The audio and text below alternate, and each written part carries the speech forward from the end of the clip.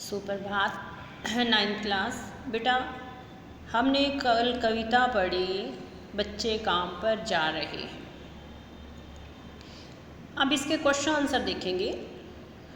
अभ्यास का पहला प्रश्न है, कविता की पहली दो पंक्तियों को पढ़ने और विचार करने में आपके मन मस्तिष्क में जो चित्र उभरता है उसे लिखकर व्यक्त कीजिए। पहली दो पंक्तियां हैं कि बच्चे सुबह सुबह काम पर जा रहे हैं, यानी हम सोच सकते हैं कि कोहरे से ढकी हुई सड़क है, यानी सर्दियों का समय है।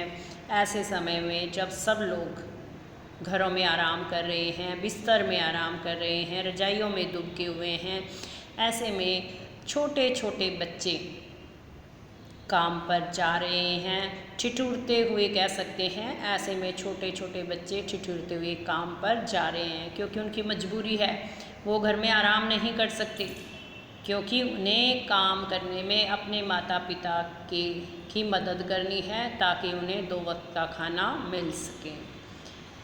कवि का मानना है कि बच्चों के काम पर जाने की भयानक बात को विवरण की तरह न लिखकर सवाल के रूप में पूछा जाना चाहिए कि काम पर क्यों जा रहे हैं बच्चे। कवि की दृष्टि में उसे प्रश्न के रूप में क्यों पूछा जाना चाहिए।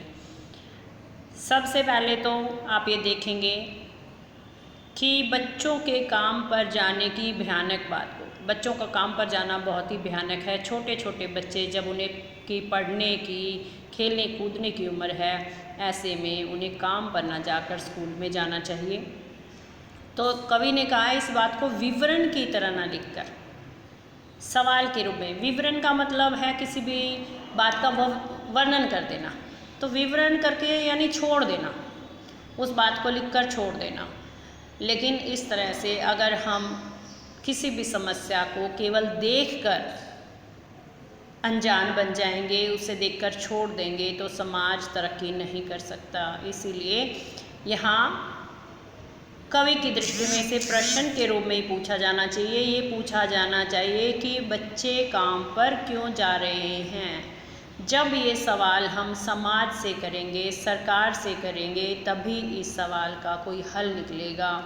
इसके बारे में सरकार कोशिश करेगी, लोग कोशिश करेंगे, तभी ये समस्या कुछ कम हो सकती है। इसलिए इसे विवरण की तरह न लिखकर हमें सवाल की तरह ही इस प्रश्न को उठाना चाहिए, क्योंकि अगर हम कोई सवाल उठाते हैं तभी उसका उत्तर भी मिलता है, उसका हल भी मिलता है। तीसरा प्रश्न है, सुविधा और मनोरंजन के उपकरणों से बच्चे वंचित क्यों हैं।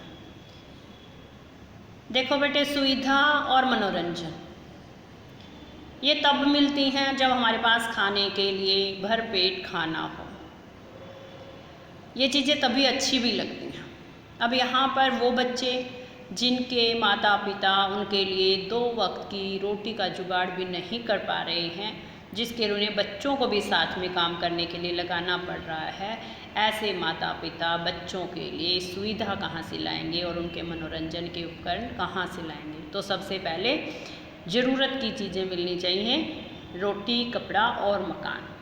अगर उनके पास ये सुविधाएं नहीं हैं, ये चीज़ें नहीं हैं, ज़रूरत की चीज़ें भी नहीं हैं, तो ऐसे में बच्चों के लिए वो कोई भी मनोरंजन का साधन नहीं ला सकते। और यही कारण है कि ये बच्चे सुविधा और मनोरंजन के उपकरणों से वंचित रह जाते हैं।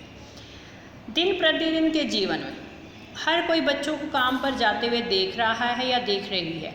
किसी भी व्यक्ति को कुछ भी अटपटा नहीं लगता। इस उदासीनता के क्या कारण हो सकते हैं। इस उदासीनता का एक ही कारण है कि हम स्वार्थी हो गए हैं। समाज के लोग, हमसे मतलब समाज के लोग, हर व्यक्ति कह सकते हैं, स्वार्थी हो गया है। उन्हें केवल अपनी खुशी और दुख ही दिखाई देता है, वे केवल अपने तक ही सीमित रहते हैं। हर व्यक्ति ये सोचता है अगर उनके बच्चे स्कूल जा रहे हैं, उन्हें हर सुविधा मिल रही है, तो किसी के बच्चे क्या कर रहे हैं इससे उन्हें कोई मतलब नहीं है।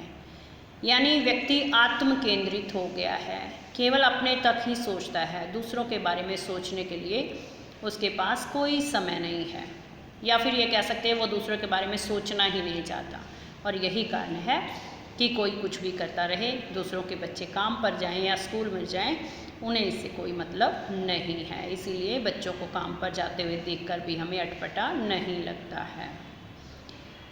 पांचवा प्रश्न है, आपने अपने शहर में बच्चों को कब कब और कहाँ कहाँ काम करते हुए देखा है? आप अगर ध्यान देंगे तो हम अपने आसपास ही बहुत सारे छोटे छोटे बच्चों को काम करते हुए देखते हैं। सबसे पहले आप अपने आसपास के घरों में ही देख लीजिए, बहुत सारे बच्चे अपने माँ के साथ लोगों के घरों में साफ सफाई करते हुए नज़र आते हैं। बहुत सारे ढाबों पर हम बच्चों को लोगों को खाना परोसते हुए देखते हैं, चाय पकड़ाते हुए देखते हैं, या फिर थोड़ी बहुत साफ सफाई करते हुए देखते हैं। हम मिस्त्री की दुकान पर भी देख सकते हैं, मैकेनिक की दुकान पर, कि छोटे छोटे बच्चे किस तरह से उनकी मिस्त्रियों के साथ लगकर छोटे छोटे काम करते हैं। इस तरह से वो अपने घर का गुजारा करते हैं। तो आप बता सकते हैं, कोई भी जगह आप 3-4 जगह बता सकते हैं कि कहाँ कहाँ आप बच्चों को काम करते हुए देख रहे हैं। बच्चों का काम पर जाना धरती के एक बड़े हादसे के समान क्यों है? लास्ट क्वेश्चन है कि कवि ने इसे बच्चों को काम पर जाना